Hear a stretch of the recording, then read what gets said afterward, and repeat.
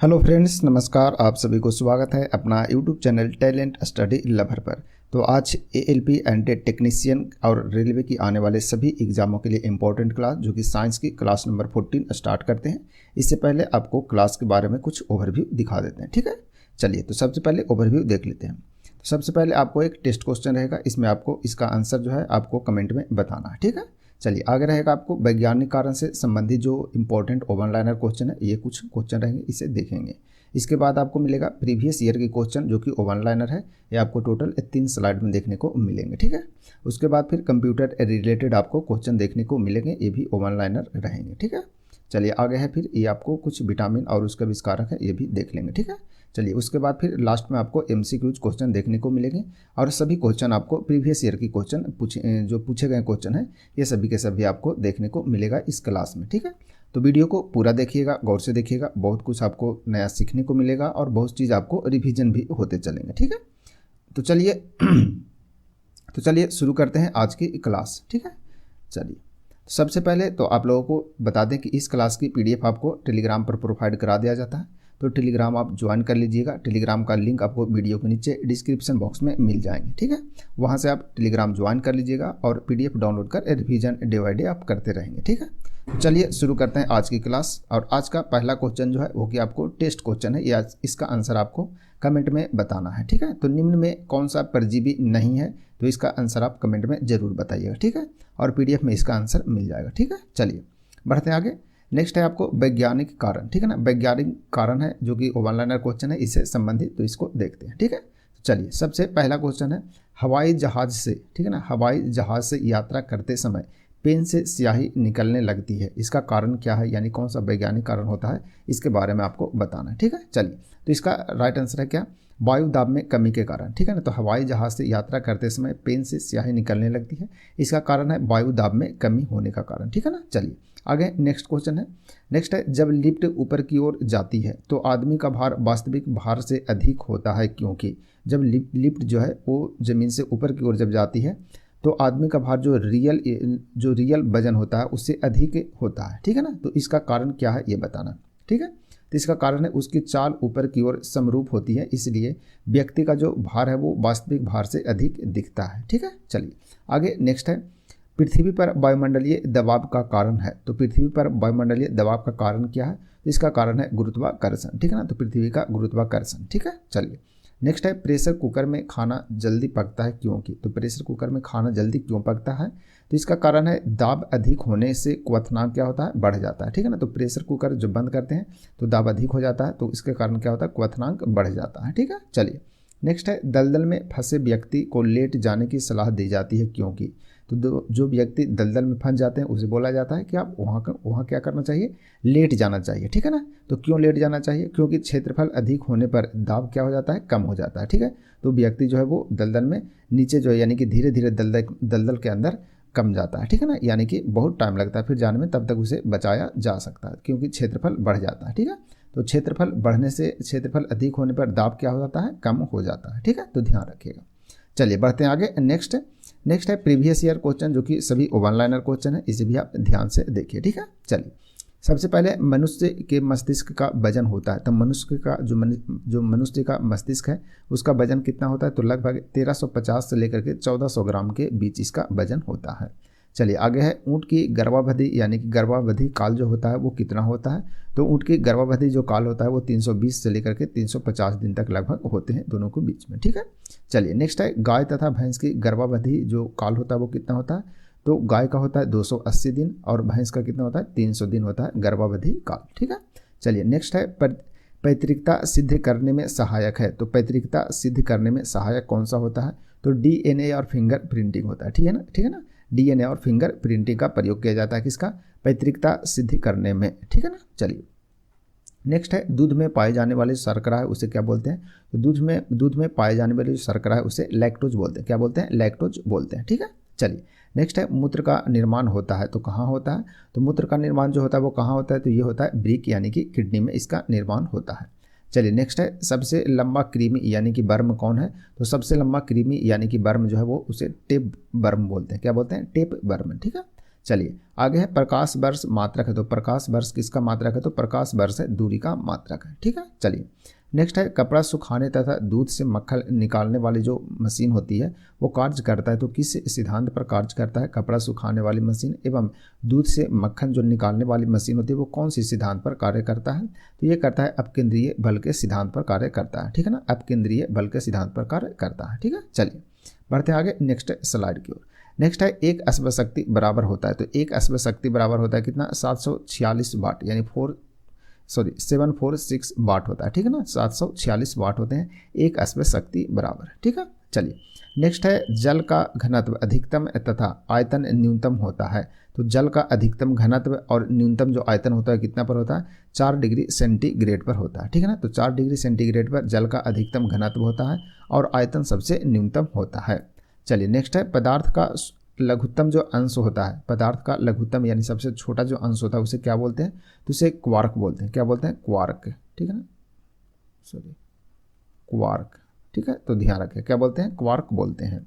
आगे है next lens की क्षमता का मात्रक क्या है, तो लेंस की क्षमता का मात्रक जो होता है वो क्या होता है, डायप्टर होता है। क्या होता है, डायप्टर। ठीक है, नेक्स्ट है इंद्रधनुष के बीच का रंग होता है, तो इंद्रधनुष के जो बीच का रंग होता है उसे क्या बोलते हैं, तो उसे हरा रंग बोलते हैं। क्या बोलते हैं, हरा रंग। ठीक है, चलिए नेक्स्ट है आपका रंग का प्रकीर्णन निर्भर करता है, तो रंग का प्रकीर्णन किस पर निर्भर करता है, तो तरंग दैर्ध्य पर निर्भर करता है।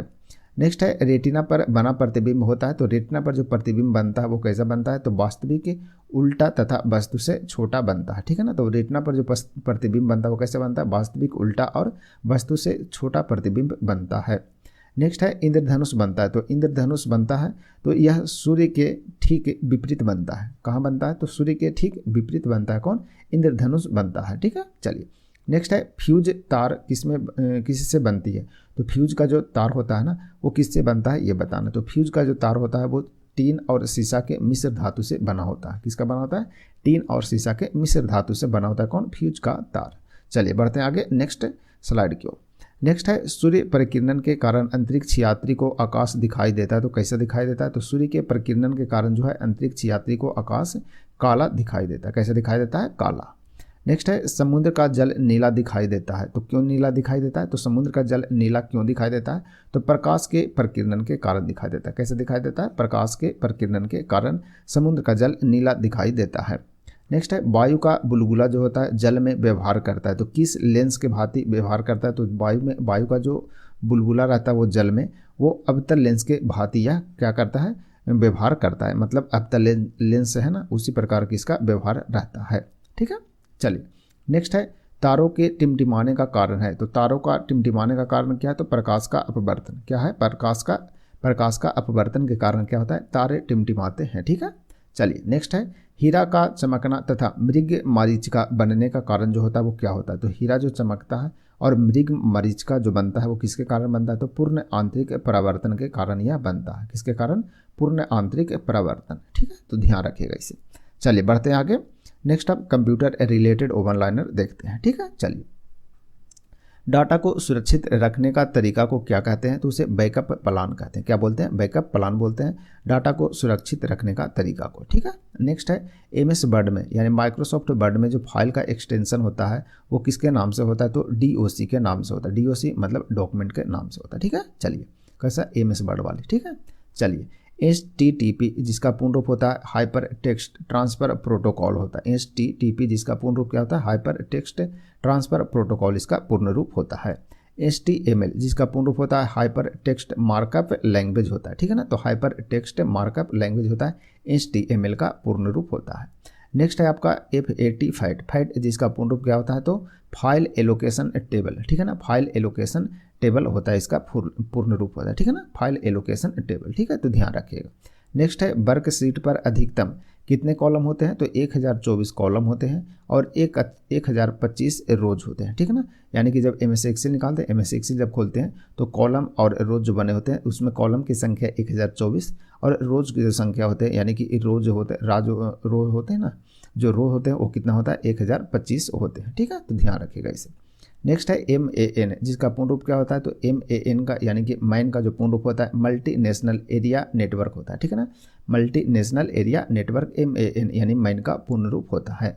चलिए नेक्स्ट है इंटरनेट पर भेजा जाने वाला जो संदेश होता है उसे क्या कहते हैं, तो उसे ईमेल बोलते हैं। क्या बोलते हैं? इंटरनेट पर भेजा जाने वाला जो संदेश होता है उसे ईमेल कहते हैं। ठीक है, ईमेल का पूर्ण रूप क्या होता है? Electronic mail. ठीक है, चलिए आगे है कंप्यूटर का मुख्य पृष्ठ कहलाता है। तो कंप्यूटर का मुख्य पृष्ठ कौन है? तो डेस्कटॉप है। क्या है? डेस्कटॉप। कंप्यूटर का मुख्य पृष्ठ डेस्कटॉप कहलाता है। नेक्स्ट है जॉयस्टिक। ठीक है ना, जॉयस्टिक का प्रयोग गेम खेलने के लिए किया जाता है। तो जॉयस्टिक क्या है? तो यह एक प्रकार का क्या है? माउस है। ठीक है ना, तो माउस इस प्रकार जो जॉयस्टिक माउस है इसका प्रयोग गेम खेलने के लिए यूज किया जाता है। ठीक है, चलिए नेक्स्ट बढ़ते हैं ALU, जिसका पूर्ण रूप क्या होता है? तो अर्थमेटिक लॉजिक यूनिट होता है, सॉरी लॉजिकल यूनिट होता है। ठीक है ना, तो अर्थमेटिक लॉजिकल यूनिट होता है, ALU का पूर्ण रूप होता है। नेक्स्ट है कीबोर्ड, माउस, लाइट पेन तथा जॉयस्टिक एक है तो किस टाइप का डिवाइस है ये बताना है। तो यह इनपुट डिवाइस है। ठीक है ना, तो कीबोर्ड, माउस, लाइट पेन तथा जॉयस्टिक जो होता है क्या होता है? इनपुट डिवाइस होते हैं कंप्यूटर में। ठीक है, हार्ड डिस्क की गति जो मापी जाती है वो किस में मापी जाती है? तो RPM में मापी जाती है। तो हार्ड डिस्क की गति RPM में मापी जाती है, इससे भी ध्यान रखिएगा।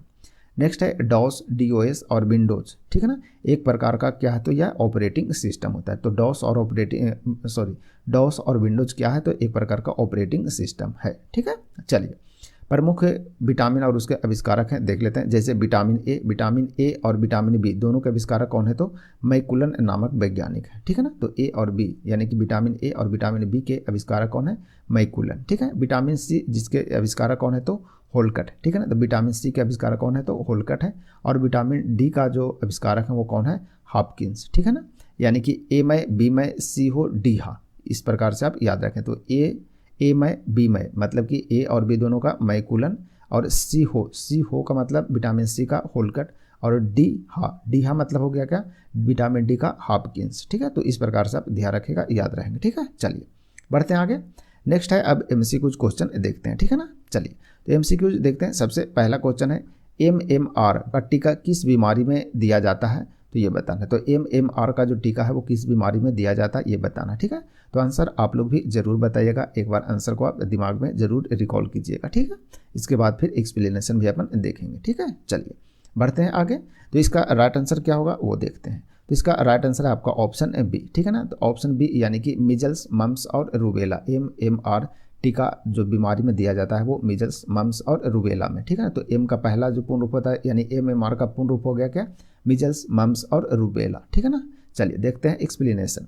तो MMR टीका है जिसमें खसरा, मिजल्स को खसरा बोलते हैं हिंदी में। ठीक है ना, और मम्स को गलसुआ और रूबेला एक है। ठीक है, तो मिजल्स, मम्स और रूबेला की बीमारी में दिया जाने वाला टीका होता है जिसे MMR बोलते हैं। तो इसका फुल फॉर्म भी आप ध्यान रखिएगा। ठीक है, चलिए बढ़ते हैं आगे। नेक्स्ट है क्वेश्चन नंबर 2। क्वेश्चन नंबर 2 है सिगमंड फ्रायड क्या है? ठीक है ना, तो सिगमंड फ्रायड क्या है ये बताना है, यानी कि एक व्यक्ति है जो किससे संबंधित है ये बताना। ठीक है, चलिए तो सिगमंड फ्रायड का संबंध किससे था ये बताना है। तो इसका राइट आंसर होगा आपका ऑप्शन डी। ठीक है, ऑप्शन डी यानी कि ए और बी दोनों, यानी कि चिकित्सक और मनोवैज्ञानिक दोनों के दोनों थे ये। ठीक है ना, यानी कि सिगमंड फ्रायड जो थे वो चिकित्सक थे और मनोवैज्ञानिक भी थे। ठीक है, चलिए देखते हैं। सिगमंड फ्रायड एक मनोवैज्ञानिक और चिकित्सक दोनों थे। चलिए नेक्स्ट है क्वेश्चन नंबर 3 देखते हैं। क्वेश्चन नंबर 3 है निम्नांकित में किसकी कमी से दांत की बीमारी होती है? तो निम्नांकित में से किसकी कमी के कारण दांत में बीमारी होती है ये बताना। ठीक है, चलिए तो दांत में जो बीमारी होता है वो किसके कारण होता है ये बताना। तो इसका राइट आंसर क्या होगा? तो इसका राइट आंसर है आपका ऑप्शन बी। ठीक है ना, ऑप्शन बी यानी कि फ्लोरीन की कमी के कारण होता है। तो दांत में जो बीमारी होता है वो किसके कमी के कारण होता है? तो फ्लोरीन के कमी के कारण होते हैं। चलिए देखते हैं एक्सप्लेनेशन। फ्लोरीन की कमी से दांतों की बीमारी हो जाती है। ठीक है ना, तो ध्यान रखिएगा। पानी में इस तत्व की अधिकता से भी फ्लोरोसिस नामक बीमारी होता है, और पानी में यदि अधिक मात्रा में फ्लोरीन का मात्रा रहता है तो इससे होता है कौन सी? फ्लोरोसिस नामक बीमारी होता है। तो ये भी ध्यान रखिएगा। ठीक है ना, तो फ्लोरीन की अधिकता से फ्लोरोसिस नामक बीमारी होता है, ये भी आप ध्यान में रखेंगे। ठीक है, चलिए बढ़ते आगे। नेक्स्ट है क्वेश्चन नंबर 4। क्वेश्चन नंबर 4 है मानव शरीर में किस भाग में पायरिया रोग होता है? यानी पायरिया जो रोग होता है मानव शरीर के किस भाग में होता है ये बताना है। ठीक है, चलिए तो इसका राइट आंसर क्या होगा? इसका राइट आंसर है आपका ऑप्शन ए। ठीक है ना, ऑप्शन ए यानी कि दांत और मसूड़ा में होता है क्या? पायरिया नामक जो रोग होता है वो होता है। ठीक है, चलिए देखते हैं एक्सप्लेनेशन। एक्सप्लेनेशन देख लेते हैं। मानव शरीर के दांत और मसूड़ों में पायरिया रोग होता है। किसमें होता है? मानव शरीर के दांत में और मसूड़ों में पायरिया रोग होते हैं। ठीक है, लगता है यह। ठीक है, इस रोग के कारण दांत जो है वो क्या हो जाता है? पीला हो जाता है, यानी पायरिया रोग में पीला हो जाता है। ठीक है, ध्यान रखिएगा। और मसूड़ों से खून भी निकलता है, ठीक है ना, और मुंह से बदबू भी आती है। तो ये सभी पॉइंट को ध्यान रखिएगा। ठीक है, चलिए नेक्स्ट है क्वेश्चन नंबर 5। क्वेश्चन नंबर 5 देखिए, हाइड्रोफोबिया बीमारी होती है। तो हाइड्रोफोबिया जो बीमारी होती है वो किसके कारण होता है ये बताना है। तो हाइड्रोफोबिया जो बीमारी होता है वो किसके कारण होता है ये बताना है। तो इस क्वेश्चन का राइट आंसर क्या होगा? ठीक है, चलिए देखते हैं। इसका राइट आंसर है आपका ऑप्शन सी। ठीक है, ऑप्शन सी, यानी कि रेबीज के कारण होता है क्या? हाइड्रोफोबिया होता है। ठीक है, चलिए देखते हैं, एक्सप्लेनेशन देख लेते हैं। तो हाइड्रोफोबिया जो होता है वो सबसे पहले तो ध्यान रखना कि पागल कुत्ते को काटने से होता है। ठीक है ना, तो जब पागल कुत्ता काटता है तो हाइड्रोफोबिया नामक रोग होता है। ठीक है, तो कुत्ते के जो रेबीज रहते हैं वो मनुष्य को क्या बना देते हैं? पागल बना देते हैं और फिर उसकी मृत्यु हो जाती है। ठीक है, इसका उपचार के लिए इंजेक्शन यानी कि एंटी रेबीज इंजेक्शन, ठीक है ना, एंटी रेबीज इंजेक्शन लगाया जाता है। और इसके खोज जो किए थे वो कौन किए थे? लुई पास्चर के द्वारा इसका आविष्कार किया गया था। किसका? जो इंजेक्शन है ना, एंटी रेबीज इंजेक्शन, यानी कि जो हाइड्रोफोबिया रोग यानी कि रेबीज का जो टीका लगाया जाता है, इसके खोज किसके द्वारा किया गया? तो लुई पास्चर जी के द्वारा किया गया था। तो ध्यान रखिएगा ये सभी। ठीक है, चलिए नेक्स्ट है क्वेश्चन नंबर 6 देखते हैं। हीमोफीलिया एक आनुवंशिक रोग है जिसका परिणाम है, तो उसका परिणाम क्या होता है ये बताना है। ठीक है, तो हीमोफीलिया एक आनुवंशिक रोग है, इसका परिणाम क्या है?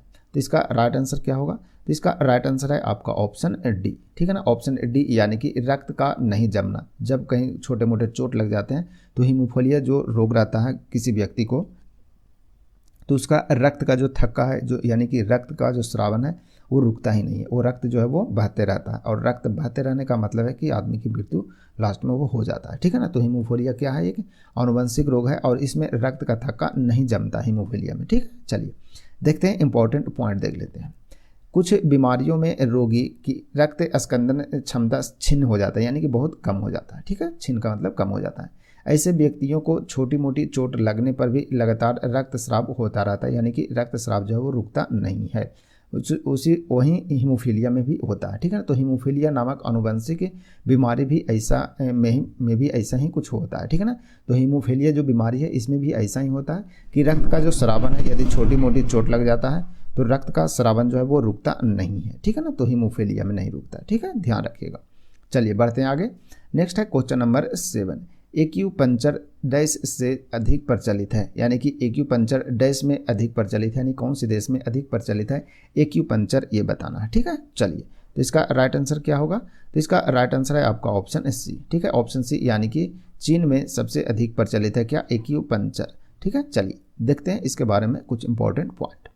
एक्यूपंक्चर एक अति प्राचीन चीनी चिकित्सा पद्धति है। ठीक है ना, एक्यूपंक्चर क्या है? तो एक अति प्राचीन चीनी चिकित्सा पद्धति है। ठीक है, यह पद्धति दर्द को दूर करने के लिए तथा अनेक प्रकार की रोगी दशाओं जैसे कि मलेरिया, गठिया आदि रोगों के उपचार के लिए किया जाता है। क्या प्रयोग होता है? एक्यूपंक्चर का प्रयोग किया जाता है। किसमें? तो दर्द को दूर करने में, जैसे कि मलेरिया, गठिया, ये सभी को दूर करने में किया जाता है। ठीक है, चलिए आगे है कि इस रोग में उपचार हेतु सुइयों का प्रयोग किया जाता है। किसका प्रयोग होता है? सुई का प्रयोग किया जाता है।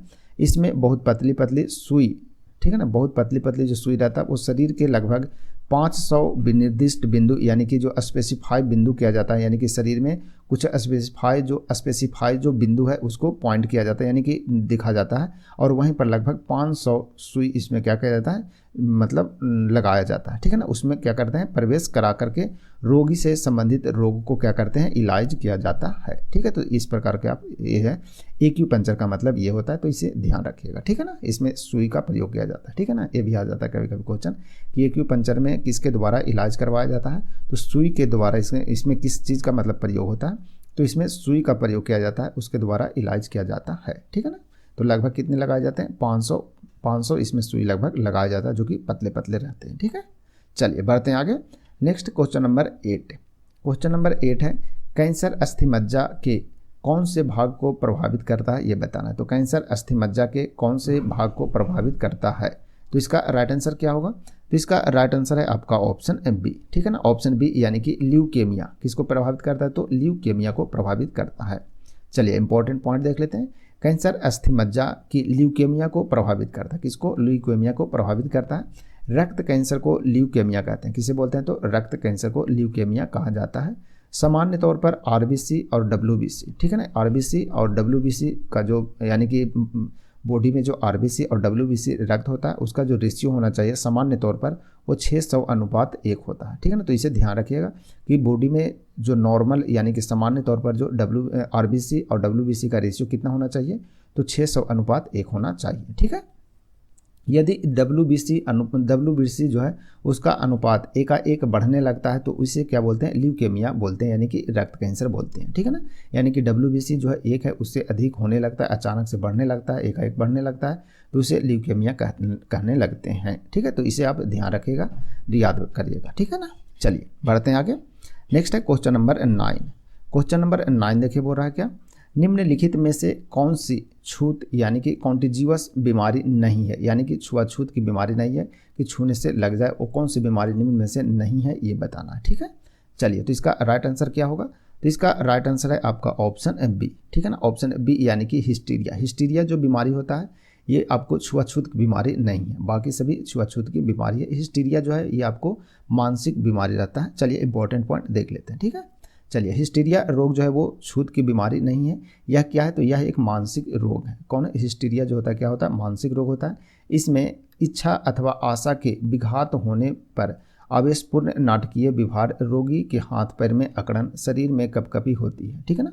तो इस प्रकार के जो रहता है इसमें क्या होता है? हिस्टीरिया रोग का ये कुछ लक्षण है, जैसे कि नाटकीय व्यवहार करने लगता है, रोगी के हाथ पर क्या होता है? अकड़ने लगता है, शरीर में कपकपी होने लगते हैं, किसमें? हिस्टीरिया नामक बीमारी में, ठीक है। जबकि चेचक तथा इन्फ्लुएंजा जो होता है किससे होता है? वायरस से होता है। तो वायरस से होने का मतलब है कि वो फैलेगा ही फैलेगा, ठीक है ना। चलिए आगे क्या कि टाइफाइड किससे होता है? तो टाइफाइड होता है किससे? जीवाणु से होता है, ठीक है ना। तो ध्यान रखिएगा कि इन्फ्लुएंजा और चेचक जो है क्या है? तो ये छुआछूत की बीमारी है। टाइफाइड जो है वो जीवाणु से होने वाला बीमारी है, लेकिन ये भी छुआछूत ही है।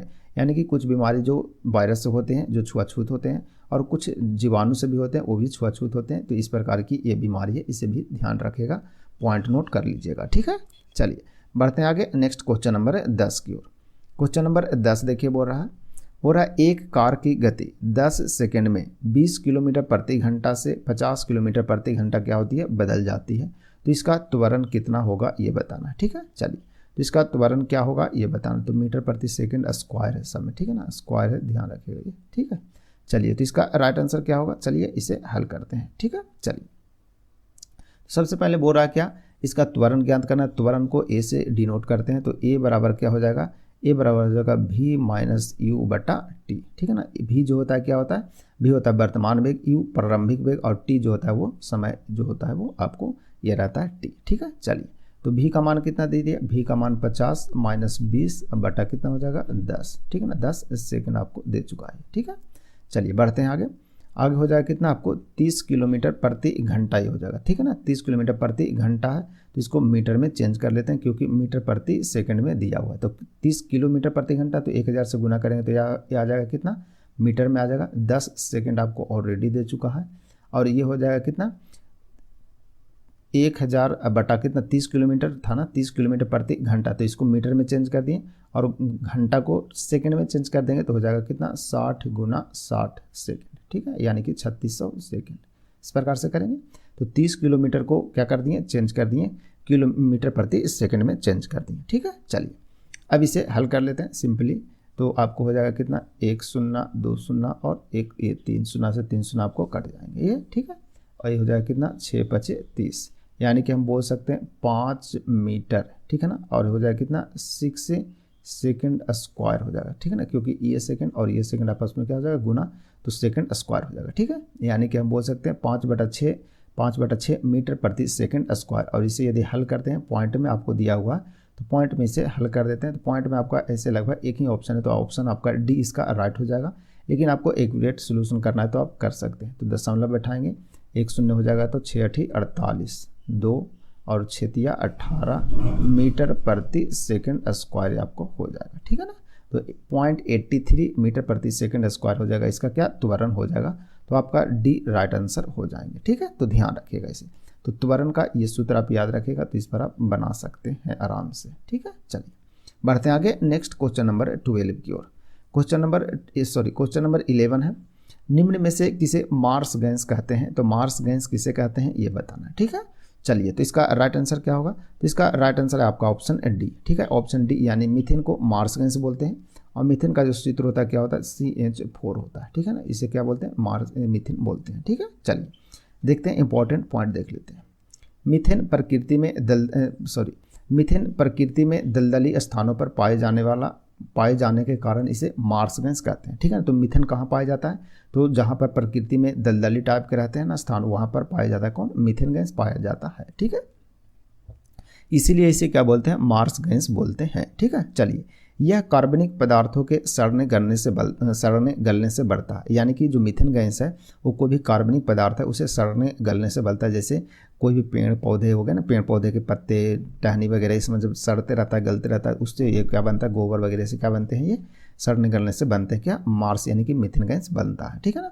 कोयले की खानों में भी यह पाया जाता है, और कोयले की खान में भी यह पाया जाता है क्या, मार्स गैस यानी मीथेन गैस पाए जाते हैं, जिससे प्रायः आग लग जाती है, और इसी से क्या होता है, आग लग जाता है।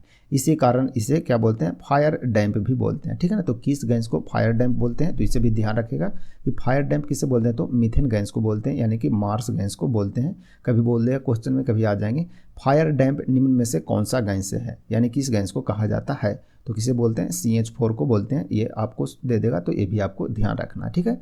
मीथेन दे देगा, मीथेन भी ध्यान रखना है, मार्स गैस दे देगा, मार्स गैस भी आप ध्यान में रखेंगे, तो सभी पॉइंट को आप ध्यान में रखिएगा, ठीक है ना। चलिए बढ़ते आगे नेक्स्ट क्वेश्चन नंबर 12 की ओर। क्वेश्चन नंबर 12 है, 15 फीट प्रति सेकंड की गति से डैश मीटर प्रति सेकंड के बराबर होगी। तो 15 फीट प्रति सेकंड की गति से, यानी कि चाल जो दिया हुआ कितना दिया, 15 फीट प्रति सेकंड की गति दिया हुआ है, तो उसको मीटर प्रति सेकंड में बदलना है, तो इसको बदल लेंगे, ठीक है। चलिए, तो सबसे पहले तो ध्यान रखेंगे कि 1 फीट में कितना सेंटीमीटर, सेंटीमीटर से फिर मीटर में चेंज कर लेंगे, ठीक है ना। चलिए, तो 1 फीट में होता है कितना, 1 फीट में होता है आपको 30.48 मीटर सेंटीमीटर होता है, ठीक है ना, क्या होता है, सेंटीमीटर। और इसे यदि मीटर में आप चेंज करें तो 100 से भाग दे देंगे तो आपको ये मीटर में चेंज हो जाएगा। तो 100 से यदि भाग दे देंगे तो हम बोल सकते हैं 0.0348 मीटर, ठीक है ना। ये हो गया कितना, 0.3048 मीटर हो गया, ठीक है। अब इसे क्या करना है, बोला 1 फीट में इतना मीटर हो गया, अब इसे निकालना कितना, 15 फीट में, ठीक है।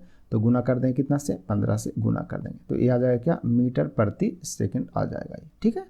तो क्या हो गया, फीट को चेंज कर दिए क्या चीज़ में, मीटर में, और सेकंड तो आपको ऑलरेडी रहेगा ही रहेगा, तो क्योंकि मीटर प्रति सेकंड में ये पूछ रहा है, तो मीटर प्रति सेकंड हो जाएगा।